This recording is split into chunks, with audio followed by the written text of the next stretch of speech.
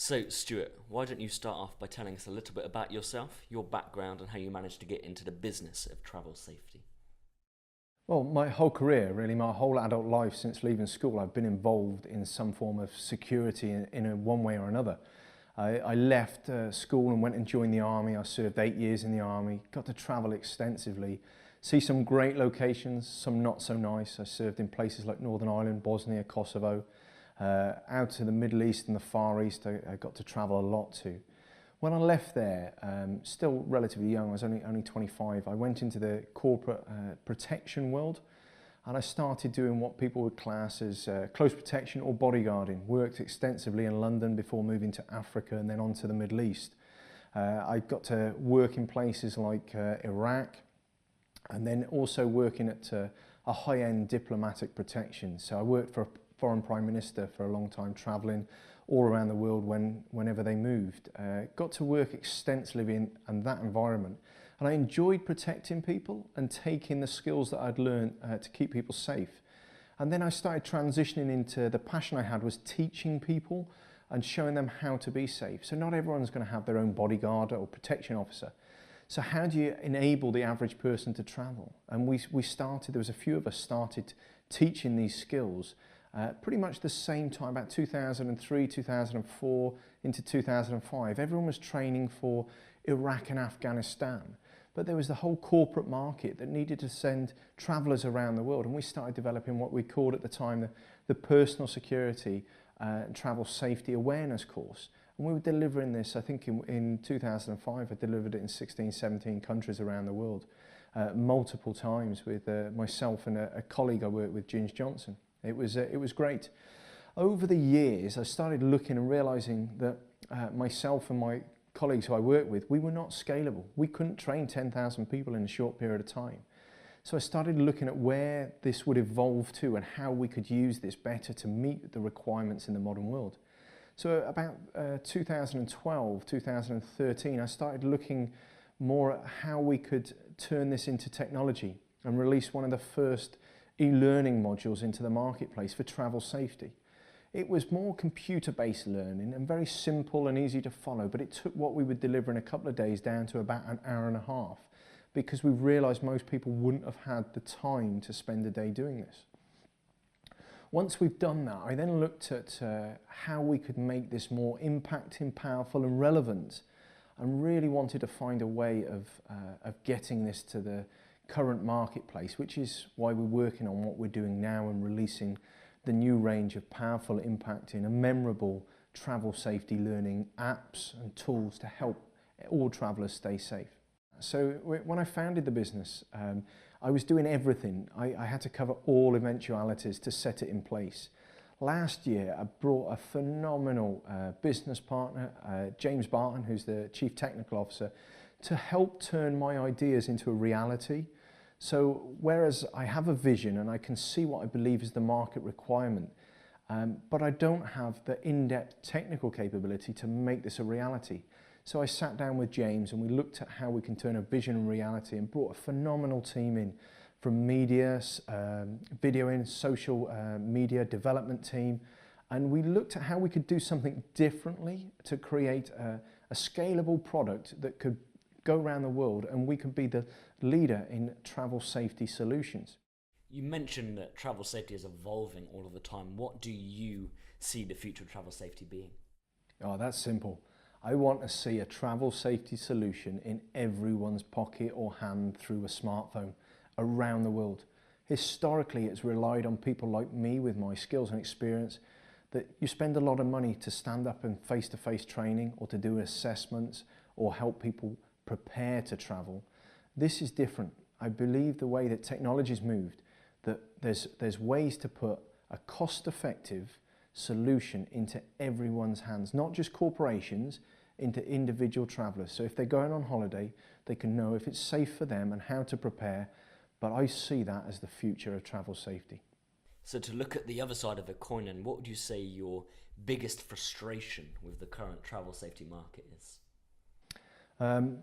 As much as I love this industry and spent over 2 decades of my life in it, I think it's quite a bit behind the curve.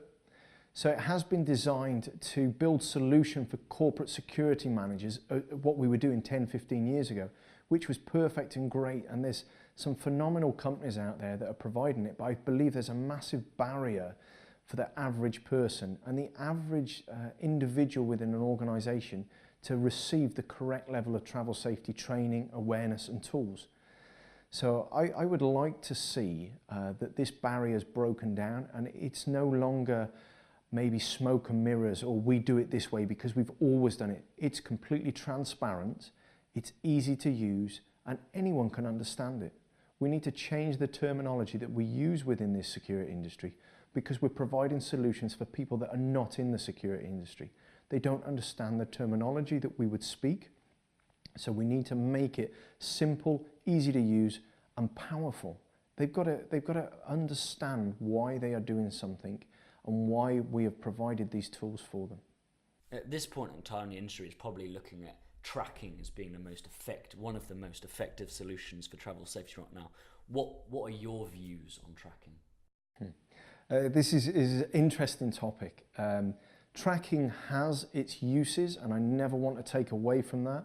And a lot of times in the past, I've used tracking solutions around the world and at the right time and the right place, they're very effective.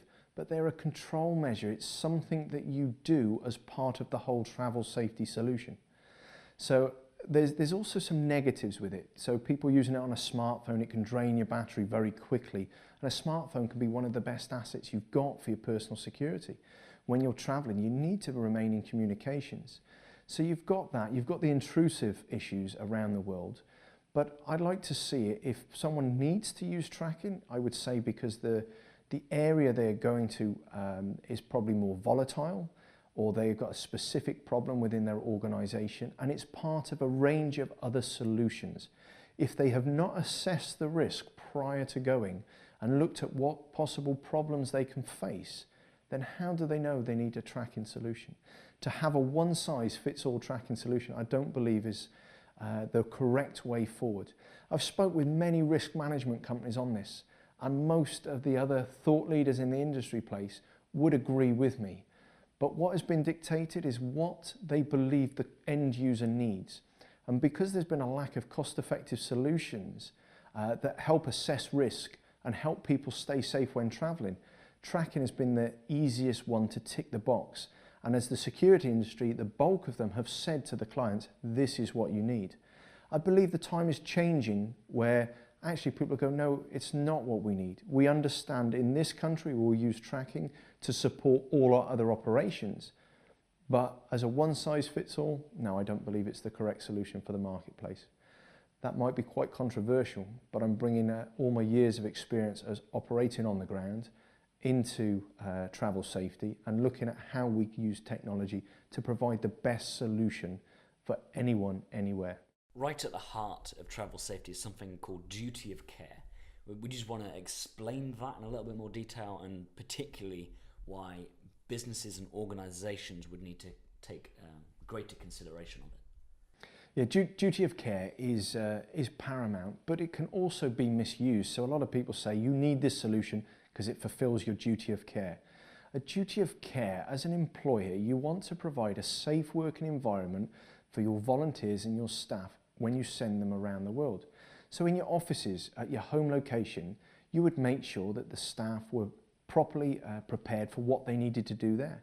Same as you send them to France, South America, Far East, Asia, wherever you want to send people, you need to provide a safe working environment for them to check that they know how to deal with potential problems, what concerns, what's going to affect them, what do they do if they lose a passport, or what do they do if they're caught in a terrorist incident.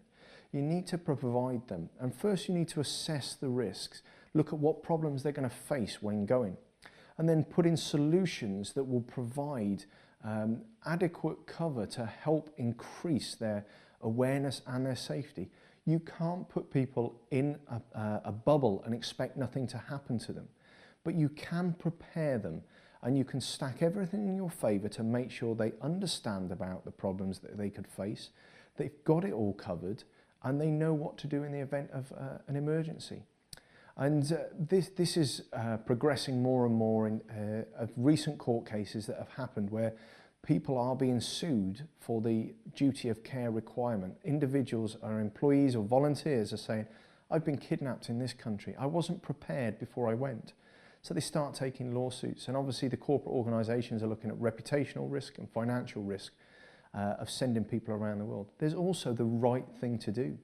I wouldn't want to work for an employer who's happy to send me anywhere in the world without preparing me to go. Theoretically speaking, if you got the chance to rewrite your yearbook quote that goes underneath your photo, what would you put? That's a hard one. There's so many great quotes out there, so many inspirational. One that springs to mind first is from Gandhi, be the change that you want to see in the world.